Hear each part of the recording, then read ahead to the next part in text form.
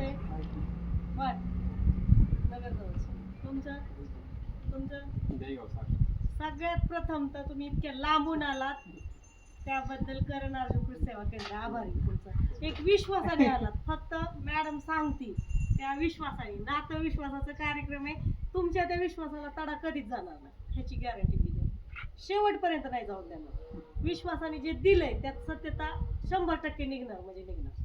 आता तुम्ही हे 40 स्टार चालवलंय, हे 40 स्टार रिझल्ट इतके जबरदस्त आहेत, पण तुम्ही काय करायचं, 40 स्टारची फवारणी करायच्या अगोदर तुम्ही पाणी द्यायचं शेताला, किंवा 40 स्टारची फवारणी केल्यानंतर पाणी द्यायचं. याला पाण्याची गरज आहे. तुम्ही शेतामध्ये जे खत टाकता ते सगळ्या प्रमाणात लागू होत नाही. समजा 1 गोणी टाकली तर त्यातील फक्त 40% खत पीक घेते, बाकी 60% तुमचं जमीन तसंच पडून.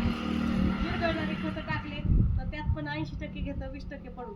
मग आपला हा खताचा साठा जमिनीतला हे काय करतं, आपटेक करतं, ओढायचं काम करतं. त्याच्यासाठी ह्याला पाण्याची गरज असते. ह्याचा रिझल्ट तुम्हाला 4 दिवसात दिसतो. ओके, रिझल्ट आल्यावर मला फोन